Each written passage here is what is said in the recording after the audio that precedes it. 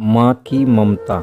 एक छोटे से कस्बे में समीर नाम का एक लड़का रहता था। बचपन में ही पिता की मृत्यु हो जाने के कारण परिवार की आर्थिक स्थिति बड़ी दयनीय। समीर की माँ कुछ पढ़ी लिखी थी जरूर थी, लेकिन उतनी पढ़ाई से नौकरी कहाँ मिलने वाली थी। सो घर घर बर्तन मांजकर और सिलाई बुनाई का काम करके किसी तरह अपने बच्चे को पढ़ा लिखा रही थी। समीर स्वभाव से थोड़ा शर्मीला था और अक्सर चुपचाप बैठा रहता था। एक दिन जब वो स्कूल से लौटा तो उसके हाथ में एक लिफाफा था। उसने माँ को लिफाफा पकड़ाते हुए कहा, माँ, मास्टर साहब ने तुम्हारे लिए ये चिट्ठी भेजी है, जरा देखो तो इसमें क्या लिखा है। माँ ने मन ही मन चिट्ठी पढ़ी और मुस्कुरा कर बोली, बेटा, इसमें लिखा है कि आपका बेटा काफी होशियार है। इस स्कूल के बाकी बच्चों की तुलना में इसका दिमाग बहुत तेज है और हमारे पास इसे पढ़ाने लायक शिक्षक नहीं है, इसलिए कल से आप इसे किसी और स्कूल में भेजें। ये बात सुनकर समीर को स्कूल न जा सकने का दुख तो हुआ, पर साथ ही उसका मन आत्मविश्वास से भर गया कि वो कुछ खास है और उसकी बुद्धि तीव्र है। माँ ने उसका दाखिला एक अन्य स्कूल में करा दिया। समय बीतने लगा। समीर ने खूब मेहनत से पढ़ाई की। आगे चलकर उसने सिविल सर्विसेज परीक्षा में भी पास की और आईएएस ऑफिसर बन गया। समीर की माँ अब बूढ़ी हो चुकी थी और कई दिनों से बीमार भी चल रही और एक दिन अचानक उनकी मृत्यु हो गई। समीर के लिए ये बहुत बड़ा आघात। अब बिलख बिलख कर रो पड़ा। उसे समझ नहीं आ रहा था कि अब अपनी माँ के बिना वो कैसे जिएगा। रोते रोते ही उसने माँ की पुरानी अलमारी खोली और हाथ में उनकी माला, चश्मा और अन्य वस्तुएं लेकर चूमने लगा। उस अलमारी में से समीर के पुराने खिलौने और बचपन के कपड़े तक संभाल कर रखे हुए। समीर एक एक कर सारी चीजें निकालने लगा और तभी उसको उसकी नजर एक पुरानी चिट्ठी पर पड़ी।